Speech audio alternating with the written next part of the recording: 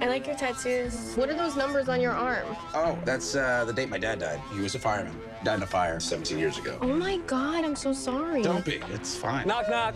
Who's there? Not your dad. Crush a bit, little bit, roll it up, take it. I think there's not enough stories about hardworking blue-collar people. There's a real dignity in people who are nurses and firefighters. You know, these people are heroes. They dedicate their lives to doing something that really helps people. Firefighters put their lives at risk every day. And I know that we felt like we wanted to shine a light on a different way of living your life. So much of the world now is about every person for themselves. And, you know, the best person wins and the other person loses. I got to win and you got to lose. And there are people who aren't about that at all. They're just about how can I serve? How can I help other people? And I think that our intention was to shine a light on that. Think about putting on the jacket? Why would you even ask me that? What's wrong with being a fireman? It's fine if you don't have kids, so that way you don't crush them when you don't come home that one time. You make everyone around you feel crazy. People are normal, then they hang out with you, and then they're Jack Nicholson in The Shining or something. I gotta tell my mom you tried to drown me. It's an above ground pool, you're like 8 feet tall. All of us have losses that are hard to get over. And, you know, Pete's loss is connected to 9/11.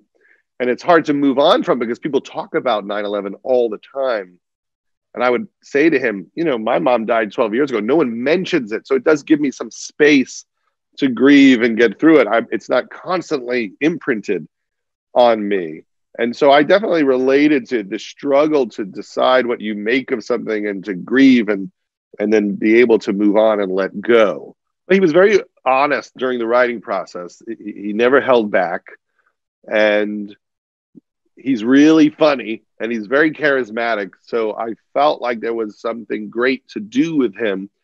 It's weird. My mom's single. It's a very weird thing. My mom's single. My sister's a teenager. It's very weird. You know, because whenever one of them brings a dude home, I don't know who he's for.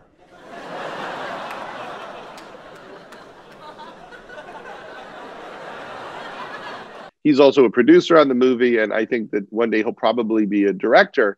He loves cinema, and I really enjoyed trying to figure this out with him.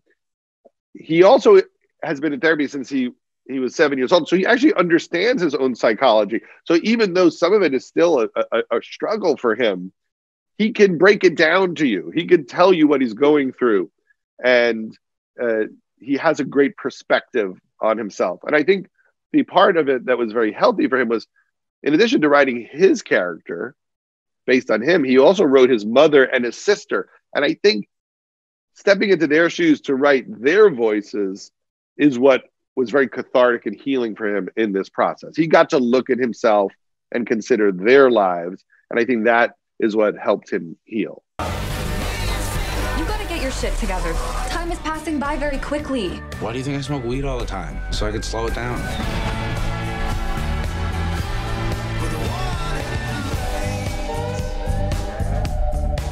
I just feel like everybody's always disappointed in me, and I never live up to anybody's expectations. Hey, thanks for listening to all this. You're one of the few people who treat me, you know, like a person. You're welcome.